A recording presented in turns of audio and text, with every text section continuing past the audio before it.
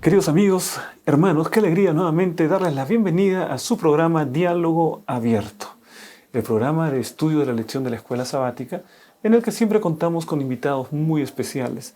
Un cordial saludo para todos aquellos que nos acompañan desde cualquier lugar del Perú, o de Sudamérica, o de también cualquiera de los países hispanos con los que tenemos siempre un buen público y una buena recepción. En esta oportunidad tenemos un invitado muy especial, es el doctor Michael Orellana, que estará acompañándonos en el estudio de la lección de la Escuela Sabática. Querido Pastor Michael, ¿cómo estás? ¿Todo bien? Bien, muchas gracias por la invitación. Siempre es una alegría venir a este programa para poder compartir lo que la palabra de Dios dice. Muy bien, entonces estamos con el Pastor Michael y con él empezamos el estudio de la lección de Escuela Sabática. Para empezar, lo haremos con una oración. Pastor Michael. Querido Padre Celestial, muchas gracias por traernos aquí para dialogar acerca de tu palabra. Tu palabra nos ilumina, nos fortalece, nos enseña a caminar en verdad, en luz, y queremos suplicarte que tú nos fortalezcas con el estudio de ella, nos ayudes a discernir tu voluntad y poder aplicarla a nuestra propia vida. En nombre de Jesús oramos. Amén. Amén, amén. Pastor, antes de entrar directamente en el contenido de la lección de esta semana que titula Testigos de Cristo como Mesías, siguiendo la secuencia de estudios del libro de Juan, me gustaría escuchar el impacto que el Evangelio de Juan ha tenido en su vida. ¿Cómo lo considera? ¿Qué le parece el Evangelio de Juan? Bueno, Rubén, resulta que el Evangelio de Juan es uno de aquellos evangelios que hace posible visualizar a Jesús muy cerca de ti, a tal punto de que por momentos te pareciera que Jesús te está hablando directamente. Es decir, tienes historias muy personalizadas, tienes varias historias, tienes la historia de Nicodemo, la mujer adúltera, tienes varias historias donde Jesús pareciera que se está direccionando o se está dirigiendo a un auditorio de una sola persona. Y en ese auditorio de una sola persona, tú entras en un diálogo no solo con Jesús, sino con el personaje al cual Jesús entrevista o conversa. Sí, hay una linda combinación entre un lenguaje sencillo y un mensaje profundo, ¿no? O sea, el lenguaje sencillo de Juan, digamos, comparando con las epístolas, ¿no? Pero al mismo tiempo es profundo. Jesús habla y es como que habla directamente a nuestro corazón. Sí, es un evangelio bastante intimista. Ahora, vamos a ir entonces a la lección de esta semana y les invitamos, amigos, a abrir su Biblia, los que están acompañando aquí el estudio, en el libro de Juan, el capítulo 1, y en esta primera parte vamos a hablar acerca de los versículos 9 al 23, en donde encontramos el testimonio de Juan el Bautista. Leemos esta porción de la Biblia, versículo 19. Este es el testimonio de Juan, cuando los judíos enviaron de Jerusalén sacerdotes y levitas a preguntarle, ¿quién eres tú?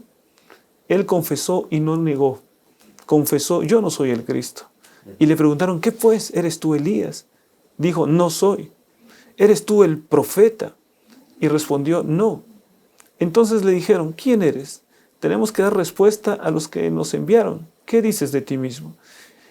Dijo, yo soy la voz de uno que clama en el desierto, enderezad el camino del Señor, como dijo el profeta Isaías. Bueno, ahí está el testimonio de Juan. Más adelante nosotros veremos alguna parte más, pero esta interrogante, ¿no? ¿Cuál era la razón por la que fariseos envían a gente para hacerle esta pregunta a Juan? ¿Por qué esa notoriedad? ¿Había mucha notoriedad de parte de Juan en aquel tiempo? Bueno, dos cosas. En primer lugar, el hecho de que ellos hicieran preguntas bien específicas, incluso preguntan si él era el Elías, luego preguntan, ¿eres tú el profeta? Entonces, indica que que le enviaron, aquellos que enviaron a estos hombres a preguntar, tenían conocimiento exacto de las profecías. Y es que en las profecías estaba muy claro que antes de que viniera el Mesías, tenías la llegada del Elías, el profeta, que iba a justamente hacer esa labor. O sea, ellos sí conocían perfectamente la profecía y resulta interesante que conociendo la profecía y lo que la profecía dice, ahora van a jugar al juego de yo no sabía nada. A ver, ¿cómo es ese juego? Es decir, conocían exactamente lo que le dice la Biblia, pero luego cuando Juan les cita un texto que está en el Antiguo Testamento, yo soy la voz de uno que clama en el desierto, enderezad el camino del Señor. Ahora ellos no sabemos qué es eso, a cómo se entiende. La primera parte, ellos, entiendo yo, que tenían aparentemente el temor de que realmente Juan era el Mesías. Y entonces la gente lo estaba siguiendo y en la pregunta que le hacen, dinos de una vez claramente, háblanos. Porque le dicen, ¿eres tú el profeta? No le están preguntando, ¿eres tú un profeta?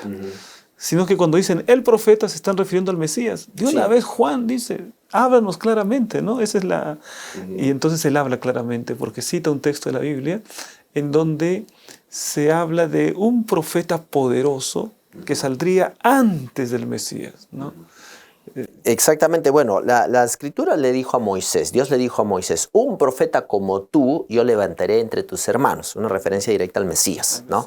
Entonces, y el hecho de que preguntaran del profeta indica que justamente los judíos conocían realmente al menos como decimos en inglés, los guidelines, el esquema básico de la llegada del Mesías, que es lo que iba a pasar. Así que estaban enterados. Sí. Ahora, aquí una pregunta, no sé si es conveniente esta pregunta, pero bueno, para obtener tu respuesta, la opinión que tienes. Porque acá él usa un versículo de la Biblia y luego dice, yo soy la voz de uno que clama en el desierto. Por lo general esa frase yo soy es atribuida a Jesús. ¿Por qué aquí Juan la usa yo soy? ¿Tiene algún significado o no tiene ningún significado en este caso? No, bueno, no hay que confundir el yo soy de la identidad divina, ¿no? Con el yo soy de como decir yo soy Rubén o yo soy Michael, ¿no? Esas son dos cosas. Identidad personal. Claro, son dos cosas divinas. ¿Cuál es la diferencia? Es que cuando tú encuentras los atributos divinos después del yo soy, ligados al yo soy, por ejemplo, yo soy la luz del mundo, es en el Antiguo Testamento. No hay manera que sea otro. Yo soy el pan de vida. Eso. Entonces, definitivamente estamos hablando de otra cosa. Claro, porque él dice aquí, yo soy la voz de uno que clama en el desierto. O sea, al identificarse, no está asumiendo divinidad ninguna, sino que está diciendo, esa profecía sobre ese profeta, ese yo soy. Exactamente. ¿No? Exactamente. Ahora, la función está clara. Acá dice, enderezad el camino del Señor y dice, esto que está contenido en el libro de Isaías es una referencia muy clara a la labor que hacía el precursor. Los precursores de un rey generalmente eran enviados como una especie de preparadores del camino, porque el rey venía con su séquito y entonces el precursor se tenía que encargar de que el camino sea lo más llano posible para que el rey llegara sin ninguna dificultad. Para asegurarse que todo esté preparado, que el rey no vaya en vano, que lo estén esperando. Exactamente, ¿no? exactamente. Era el precursor, ¿no? Exactamente. Entonces Juan conoce realmente cuál es el papel que le toca. Él no es el protagonista. No. Él no atrae los reflectores para sí y para su ministerio. Él sabe que prepara para alguien que es mayor, para un ministerio mayor, ¿no? Qué importante es saber exactamente los alcances de nuestra misión, ¿no? Una misión muy difícil. Yo creo que si fuera asignada a cualquiera de nosotros, no hubiera sido fácil para la mayoría de nosotros. Porque él murió, como dice el apóstol Pablo, esperanza contra esperanza. Él murió sin haber entendido al 100% lo que estaba viniendo. Es decir, él murió en la cárcel, sin ver, todavía tenía una expectativa de que este Mesías iba a asumir el reino. Más o menos es lo que muchos de los judíos pensaban. Pero entonces aquí no se cumplió y le cortaron la cabeza antes.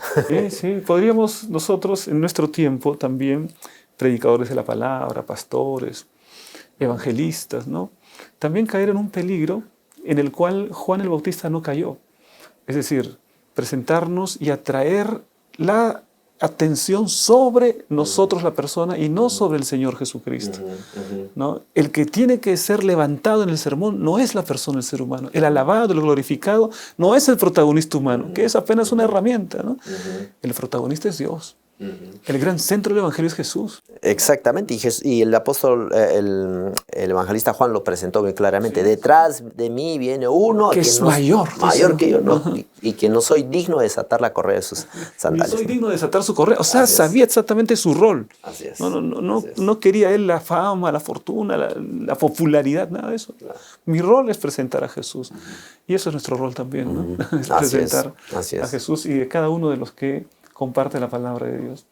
Ahora, avanzamos un poco más y la palabra de Dios nos presenta esta declaración tremenda, ¿no?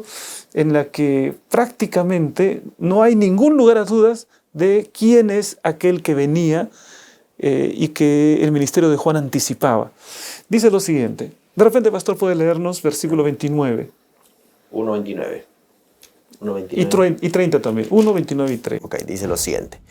Al día siguiente vio Juan a Jesús que venía a él y dijo, este es el Cordero de Dios que quita el pecado del mundo. Este es de quien yo dije, después de mí viene un hombre que es antes de mí porque era primero que yo. Ahora, cronológicamente hablando, ¿quién era mayor? Era Juan, ¿no? Sí. Juan nació primero. Así es. O sea que aquí está afirmando la preexistencia de Cristo. Así es, ¿no? Así es, efectivamente.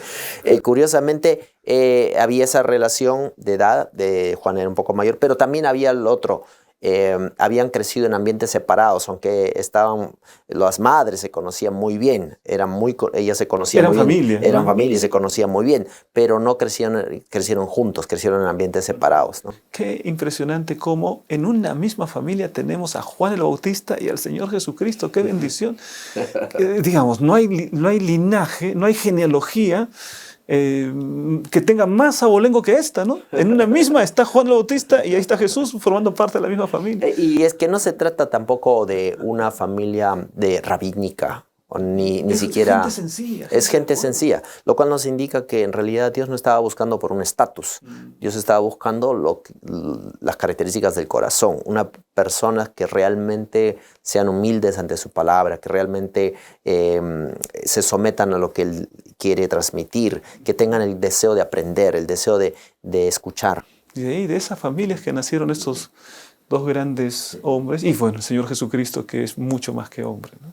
Ahora, esta idea de cordero, ¿qué es lo que significa? Quizá un lector desapercibido llega acá, ¿y por qué dice Juan que Jesús es cordero? ¿Cómo se explica esto, pastor? Bueno, la figura de un cordero es muy interesante.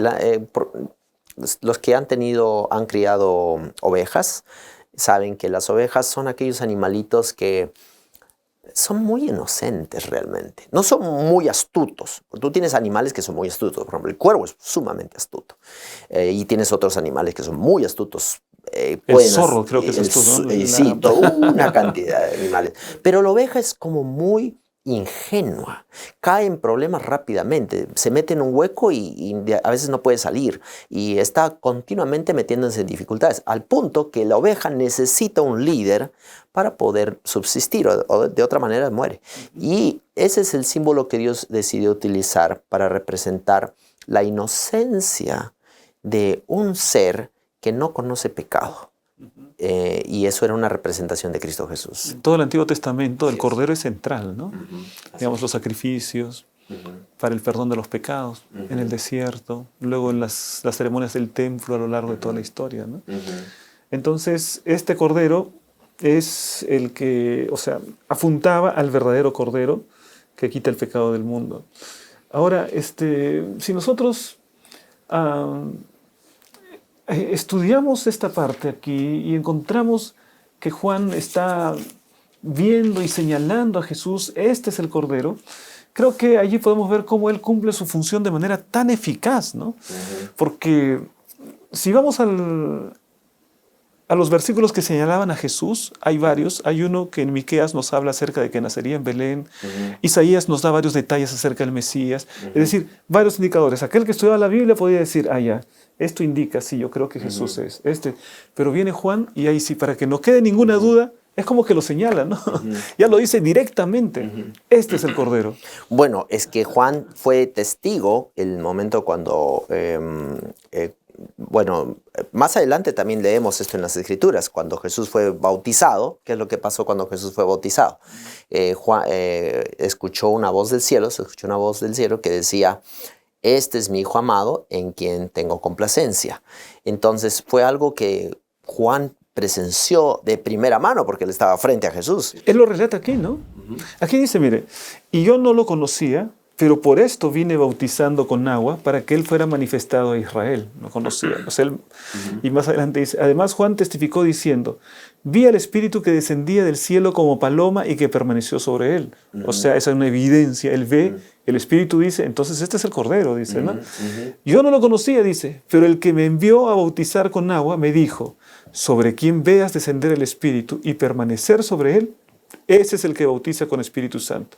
Y yo lo he visto y testifico que este es el Hijo de Dios. Así es. O sea, el Señor había preparado a Juan de tal manera que le había dicho, mira, anda, predica, tienes que bautizar, y cuando veas que desciende el Espíritu sobre esa persona, este es. Así es. Él es. Así es. ¿No? Así es. En realidad, Dios da suficientes indicaciones de qué es lo que Dios quiere hacer, porque dice el libro de Amós, no hará nada el Señor Jehová sin revelar sus secretos a sus siervos los profetas. Es decir, como dice también el Nuevo Testamento, no estamos en oscuras en relación a lo que el Señor está por hacer. El Señor realmente nos ha comunicado y le comunicó a Juan qué es lo que iba a suceder, qué es lo que iba a pasar. No había lugar a duda. Es solamente nuestra incredulidad que nosotros ponemos en segundo lugar. O volvemos a hacer la pregunta, ¿será cierto, Señor, que eso va a ser? Sí, este testimonio es. Ahora, en aquel momento estaba rodeado por sus discípulos, ¿no?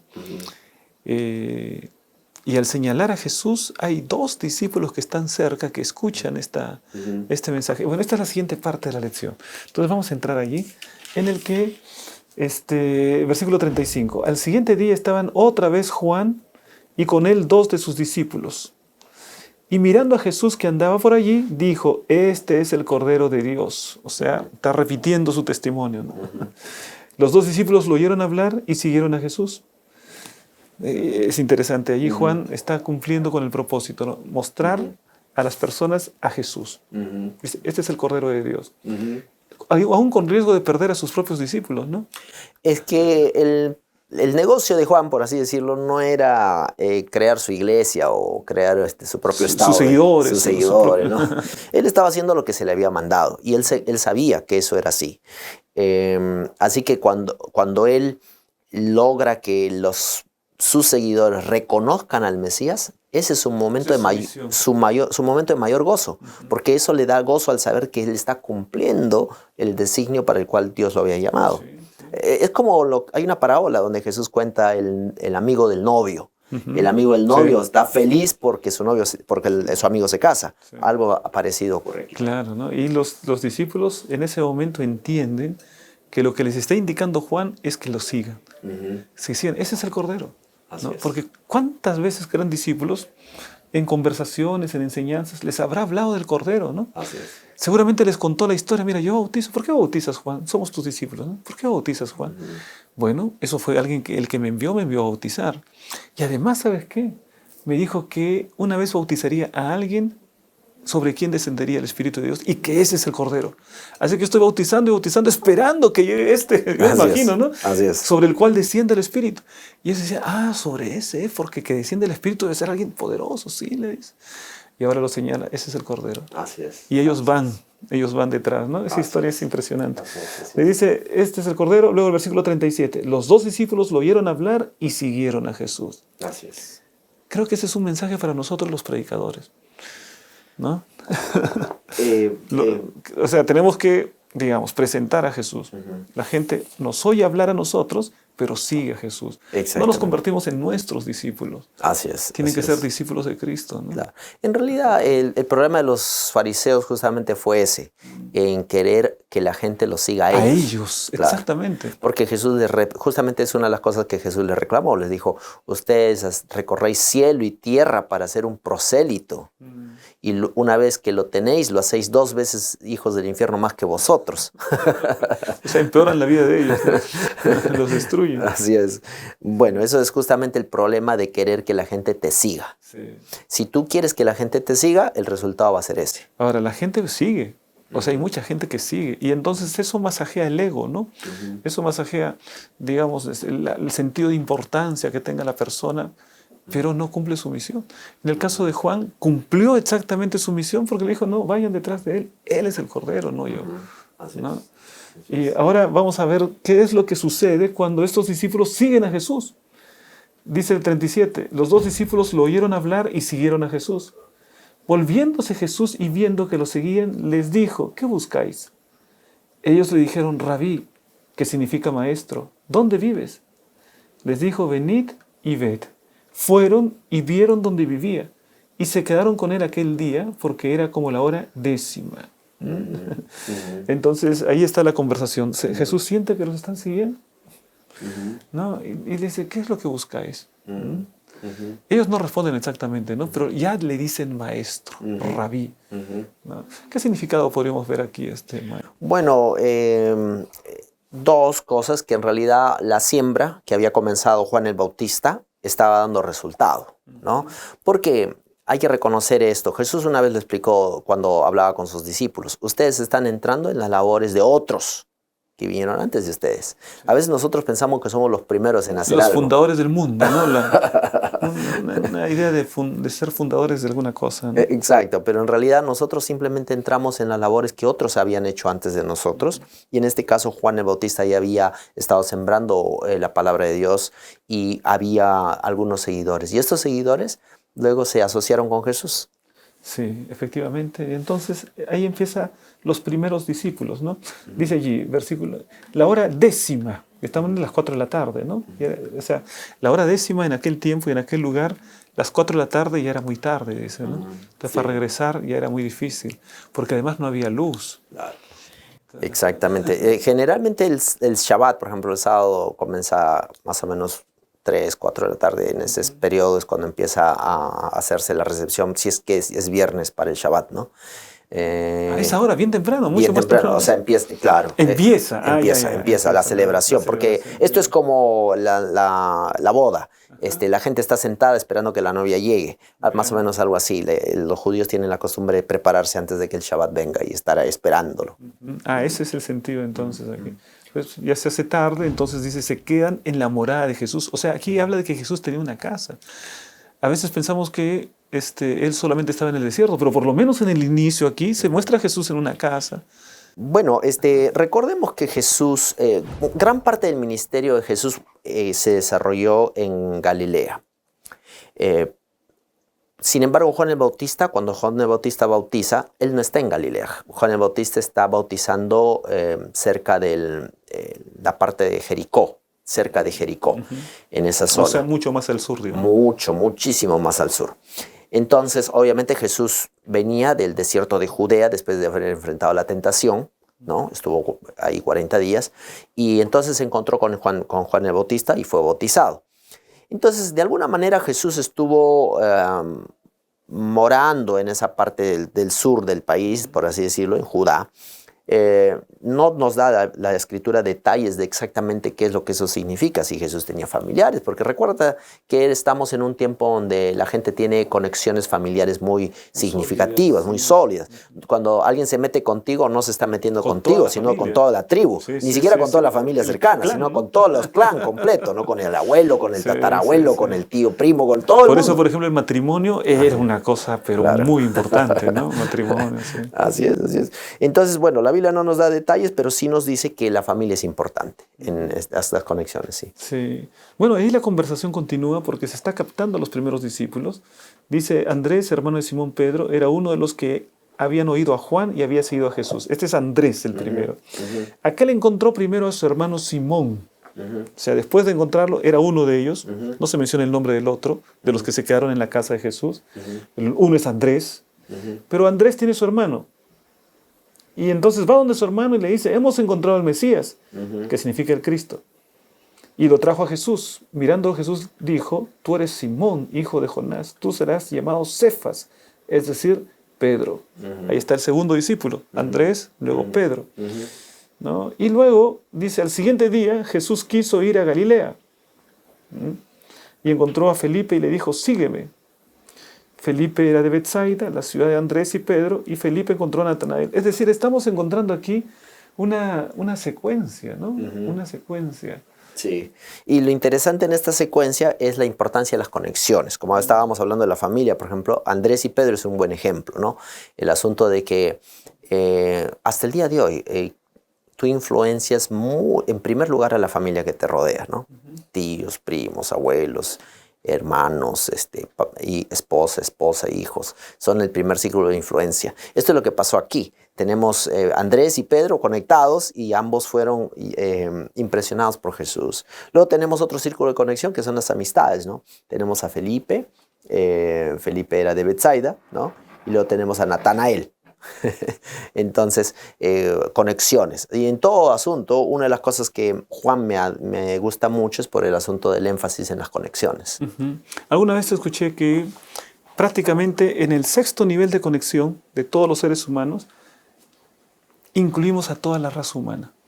Es decir, por ejemplo, aquí estamos 2 personas en el programa, tú y yo, pero también tenemos a los técnicos, son 2 más que están con nosotros, 4.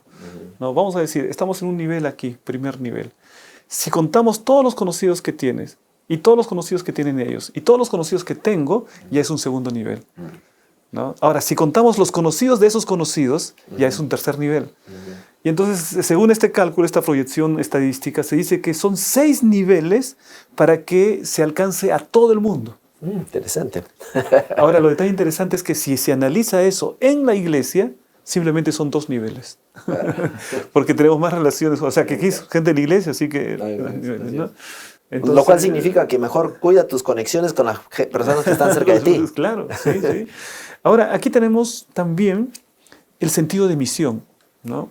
Porque ¿con quién empieza la visión? A veces pensamos que tenemos que empezar cruzando el mar para predicar el evangelio, para ser testigos, para ser discípulos, decimos, ¿no? Pero aquí lo que hacen ellos es ir primero al vecino, al hermano, las relaciones más cercanas, ¿no? Eso es una estrategia tremenda para el evangelismo. Exacto. Y el hecho de que, por ejemplo, esas conexiones sirvieran incluso para vencer prejuicios. Porque entre las primeras cosas que le observa a Natanael, le dice, hemos encontrado a aquel de quien escribieron Moisés y en la ley. Y dice, y también los profetas, a Jesús, hijo de José, de Nazaret. Tan pronto como dijo de Nazaret, Natanael reaccionó y dijo, ¿de Nazaret puede salir algo bueno? O sea que la fama de Nazaret no era nada buena, ¿no? Es decir, Nazaret... ¿Cómo era Nazaret? Cuéntanos más o menos de aquel periodo. En realidad Nazaret era una pequeña localidad insignificativa, no tenía mucha... Todo Galilea del norte, o sea, a diferencia de Judá, Judá era el lugar donde había la religión, estaba muy desarrollada, estaba Jerusalén, los sacerdotes, los levitas organizados. Pero Galilea, esa zona era como un poquito descuidada en ese aspecto. Había algunas partes que estaban más... Ellos eran provincianos, por así decirlo, en términos peruanos, ¿no? Así es. Gente más dedicada a la vida, ya sea del campo o de la pesca. Entonces, gente que estaba muy dedicada a las labores cotidianas, y no estaba muy altamente educada realmente. Impresionante, porque Jesús empieza su ministerio no en la gran ciudad importante, la capital, centro político, centro económico, no. Él empieza ahí en Galilea, ¿no? Con gente sencilla, de campo, humilde, pero ahí empieza el movimiento que cambió la historia del mundo, ¿no? El Señor Jesús empieza de esa manera. Y quizás si hubiera sido de otra manera, Jesús no hubiera tenido éxito. Es decir, si Jesús hubiera empezado su ministerio con los rabinos, posiblemente se hubiera pasado todos los años que tuvo que hacer ministerio discutiendo con ellos acerca de asuntos teológicos y nunca hubiera prosperado. Sí, la verdad, ¿no? Quizás sí, el cristianismo no hubiese llegado a la segunda generación siquiera, ¿no? Así es. Pero lo que hace Jesús es captar el corazón del pueblo, de la gente sencilla, del trabajador. En cambio, el fariseo, el saduceo, la élite, lo ve con hostilidad a Jesús, ¿no? Así es. Pero el pueblo de Jesús camina entre la gente, enseña sencillo, su manera de hablar es sencilla, es profunda pero sencilla al mismo tiempo, ¿no? Así es. Pero en relación a eso que mencioné, de que cómo vences los prejuicios, porque él dice, de Nazaret puede salir algo bueno, lo que le ayudó a vencer el prejuicio justamente fue la amistad, porque le dijo, ven y ve, ven y ve. Y ese llamado, ven y ve, si hubiera sido otra persona, tal vez Felipe no le hubiera hecho caso, ¿no? Natanael no hubiera hecho caso. Pero como era alguien que él conocía, le hizo caso. Su amigo, ¿no? Así es. Sí. O sea, lo que veo es que Natanael era ciertamente algo prejuicioso, ¿no? Es decir, todos tenemos nuestros prejuicios. Nuestra dosis de prejuicio. Todos tenemos nuestra dosis de prejuicio. Pero Natanael tenía una buena cosa. Una dosis adicional de prejuicio. Tenía un punto bueno que Jesús lo vio, sí. Y es que él realmente quería saber la verdad. Porque Jesús le dijo, yo te he visto orando, allí orando debajo de la higuera. Yo te he visto. Y sabía la sinceridad de su corazón. Claro, y es ahí que Natanael reconoce que Jesucristo es el Mesías, ¿no? Hay una progresión que va entonces desde simplemente Juan primero, ¿no? Juan, que señala, este es el Cordero. Andrés, que era discípulo de Juan, va donde el Cordero, que pasa la noche en la casa de Jesús. Andrés viene y llama a su hermano, que es Pedro. Pedro y Andrés vienen y llaman a Felipe, que es el vecino, vivía en la misma ciudad. Felipe llama a Natanael, y entonces ese es, digamos, si pudiésemos decir que el cristianismo es un eslabón, es una cadena de muchos eslabones, esos son los primeros eslabones, ¿no? de la iglesia cristiana. Increíble cómo Jesús fue muy personal, muy íntimo.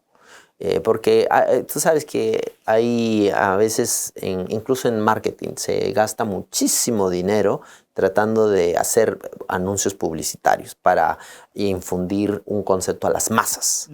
Pero Jesús va con algo que es muy diferente, que es, vamos a ir persona a persona. Antes había el lema me encantaba mucho el lema de Adra. Es un lema tremendo, ¿no? Dice, salvando el mundo, una vida a la vez. Ya cambió el lema, pero ese lema es inolvidable para mí, ¿eh? Salvando el mundo una vida a la vez, ¿no? Bueno, es que eso es lo que hacía Jesús. Iba alguien, impresionaba la vida de alguien, tocaba la vida de una persona y esa persona se convertía en un canal de bendición. Lo mismo sucede con Nicodemo, ¿no? Digamos, para entrar en la siguiente parte final ya, el testimonio de Nicodemo. Es decir, ya a Nicodemo se le expresan verdades digamos, tremendas, sólidas, ¿no? Cuando conversa con Jesús, Nicodemo va para poder establecer una relación de maestro, ¿no? Porque le dice, la conversación, dice así, vamos a leer esta parte. Dice, había un hombre de los fariseos que se llamaba Nicodemo, dignatario de los judíos. Este vino a Jesús de noche y le dijo, Rabí, sabemos que has venido de Dios como maestro, porque nadie puede hacer estas señales que tú haces si no está Dios con él. O sea, él ya tenía su argumento lógico, ¿no? Jesús ha venido como maestro. ¿Por qué? Porque nadie puede hacer esas cosas que... Así que ya tenía su lógica. Y además dice, sabemos. O sea, él es el sabio también, ¿no? Vamos a hablar, Señor, así horizontalmente, ¿no? Estamos en el mismo nivel, Señor. Así es que Nicodemo entró con un deseo de entablar un diálogo teológico. Y sí, se percibe directamente esto. Él quería...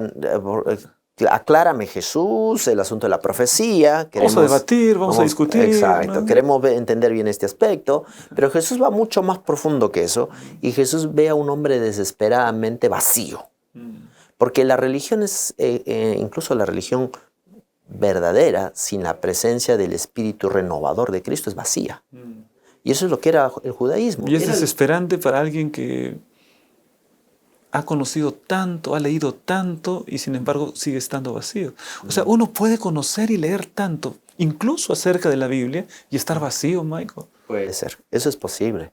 Y esto es lo que pasó con Nicodemo, un hombre que era respetado, que tenía una reputación, que tenía un lugar en el pueblo, que tenía conocimientos, tenía preparación, pero en su corazón había un tremendo hueco que no podía ser llenado. Claro, se nota por la conversación, ¿no? Dice, maestro, sabemos, vamos a entrar en un debate teológico, a ver, vamos a intercambiar conocimientos. Y Jesús, o sea, Jesús no le interesa esa conversación, porque inmediatamente le dice, ahí está la declaración de Cristo, le respondió Jesús, de cierto te digo, que el que no nace de nuevo no puede ver el reino de Dios. O sea, el Señor Jesús evita el debate abstracto de ideas y examina su corazón.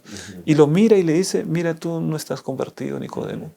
Y con ese corazón no puedes ver el reino de Dios. Necesitas nacer de nuevo, Nicodemo. Así es. Apunta directamente a su vida espiritual. Así es. Ahora, qué duro, ¿eh? Porque Nicodemo era un hombre respetado. Y dice, Nicodemo, así como estás, no puedes ver el reino de Dios. Es más, le dice, todo lo que tú tienes en realidad no sirve para nada, porque le dice, tienes que nacer de nuevo. O sea, toda tu experiencia mortal es inútil. Lo que has vivido hasta ahora no sirve de nada. Así es. Todo lo que has hecho, seas maestro, seas lo que fueses, lo que has estudiado, no te sirve de nada, Nicodemo. Tienes que nacer de nuevo. Así es, así es. Así que, ahora, para un maestro eso es un golpe duro, ¿no? Para este israelita, maestro de Israel, un golpe duro. Y entonces ahí Nicodemo encaja el golpe, ¿no? Porque dice aquí, Nicodemo le preguntó, ¿cómo puede un hombre nacer siendo viejo? ¿Puede acaso entrar por segunda vez en el vientre de su madre y nacer? ¿Ves? ¿Qué respuesta es esta, no? Bueno, en realidad Nicodemo también está jugando aquí al asunto de yo no sabía. Lo mismo que pasó con los fariseos. Claro. ¿No? Ahora es curioso porque él empieza diciendo sabemos. Claro. Y ahora tiene que aceptar que como que no estoy entendiendo nada de esto. Claro, exacto. En el Antiguo Testamento tienes muchas referencias por ejemplo, la oración de David, que es muy ilustrativa, ¿no? Renuévame, Dios, con tu espíritu. Crea en mí un corazón nuevo. Así que el que quiere entender, el que tiene oídos para oír, oiga, ¿no? En realidad hay varias declaraciones de una renovación. Tienes el profeta Jeremías cuando habla de que yo te daré un corazón de carne en lugar de corazón de piedra. Entonces tienes varias declaraciones en el Antiguo Testamento donde se habla de una nueva vida que Dios te puede dar. Ahora Nicodemo acá dice, yo no entiendo qué es esto. Pero él lo había entendido, ¿no? Pero se hace el que no entiende porque... Entonces Jesús le dice, ¿eres tú maestro de Israel y no sabes esto? O sea, Nicodemo, tú has seguido tanto tiempo con los grandes rabinos, te conoces la tradición, te conoces la Torá, sabes de memoria todo. Pero este asunto de que hay que nacer de nuevo, no sabes, Nicodemo. Toda tu vida es un cúmulo de conocimientos, pero no te salva eso. Y Jesús le repite, ¿no? Y te digo otra vez, es necesario que nazcas de nuevo. Me hace recordar a alguien que una vez ponía un ejemplo de que podemos enseñar a un niño qué cosa es un pico. Podemos mostrarle fotos de un pico y podemos decirle para qué sirve un pico, de qué está hecho un pico, que los elementos que contiene y todo lo acerca del pico, y el niño al final no sabe cómo usar el pico. Es verdad, sí. Y una cosa muy diferente en decirle, hijo, toma, esto es un pico. El niño, ¿no? Después de tanta teoría, ¿no? El cristianismo es práctico. Y sin embargo, no se descarta la importancia de la teoría, porque Jesús está hablando también en términos teóricos. El nuevo nacimiento es un concepto bíblico. Entonces, creo yo, no hay mejor cosa práctica que una buena teoría, ¿no? Es decir, una buena teoría es una cosa muy práctica. Es decir, cuando Jesús habla, la verdad tiene dos caras, una cara conceptual y una cara práctica. Cuando Jesús empieza a hablar del nuevo nacimiento y de todo esto y empieza a explicar, le está dando todas las claves cómo él podía experimentar la nueva vida. No lo está dejando en la penumbra. Le está diciendo, si tú realmente quieres saber qué es esto es lo que pasa. Eso es lo que pasa. Bueno, y la conversación continúa, pero creo que ya no vamos a poder verlo por causa del tiempo. Pero la conversación es muy interesante porque empieza a describir la obra del Espíritu. No sabes dónde viene. Es decir, está actuando de manera que ni cuenta te das, miras para atrás y ahí dices, he cambiado. Por ahí está la obra del Espíritu. Y después está esa declaración que es el centro del Evangelio, ¿no? De tal manera amó Dios al mundo. Esas palabras fueron dichas primero a Nicodemo, ¿no? Eso es muy interesante porque